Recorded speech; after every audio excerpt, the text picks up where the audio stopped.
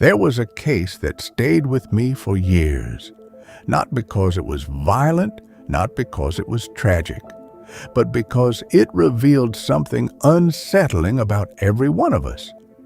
Imagine looking into your mother's face. You can see her eyes, her smile.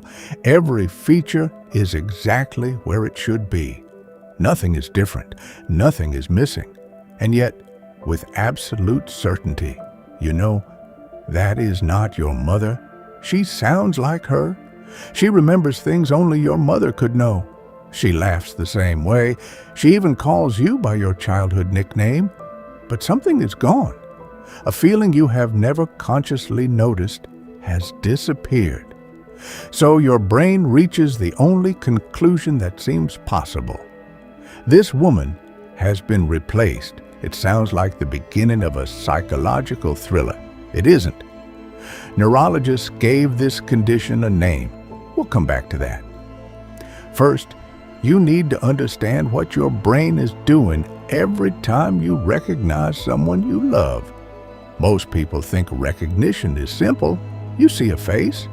Your brain searches its memory. It finds a match. Done. But your brain doesn't work that way. Every time you look at someone important to you, two different systems begin working at the exact same moment. The first system recognizes the face. It identifies the eyes, the nose, the shape of the mouth. It quietly confirms, yes, I know this person. The second system does something far stranger. It creates a feeling, a quiet warmth, a sense of familiarity, a silent message that says, this person is safe. This person matters. You've never noticed that signal before. You were never supposed to. It has always been there, running quietly in the background. Now imagine one of those systems suddenly stops working. Not the part that recognizes faces, the part that creates the feeling.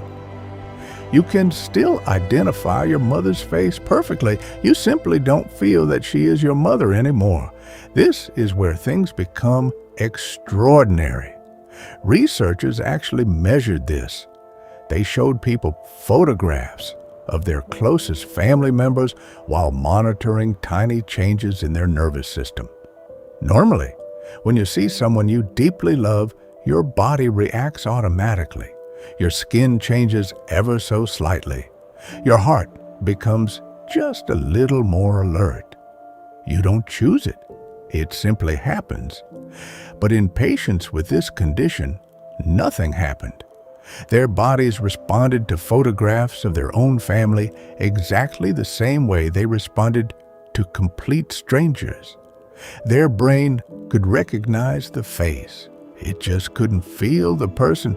And now we can finally give this condition its name, Capgras Delusion. At first, it sounds impossible until you realize something. Your brain hates unanswered questions. When recognition says, this is your mother, but emotion whispers, she feels like a stranger. Your brain cannot tolerate the contradiction, so it invents an explanation, not because it is irrational, because it is trying to make sense of impossible information.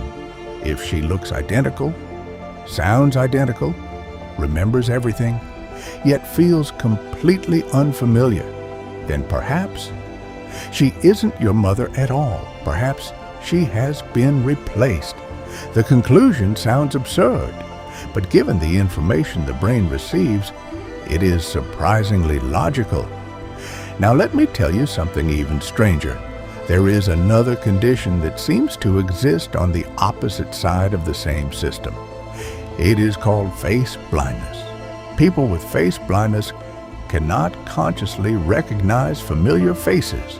They can look directly at someone they love and have no idea who they are looking at, yet their bodies still react. Their nervous system still knows. Somewhere beneath conscious awareness, the feeling survives. So one condition knows, but cannot feel. The other feels, but cannot know. Together, they reveal something most of us Never realize knowing someone and feeling someone are not the same thing. They are two separate systems, working together every second of your life. You have trusted them so completely that you forgot they were even there. Perhaps that is the strangest part of all. The people who experience Capgras Delusion are not hallucinating. They are not seeing monsters. They are not imagining faces. They are doing something profoundly human. They are trying to explain a feeling that no longer matches reality. And when reality and emotion disagree, the brain often chooses emotion. The next time someone you love walks into the room, pause for just a moment. Notice that quiet feeling of familiarity, that effortless certainty that tells you, this is my person. It may seem ordinary. It isn't.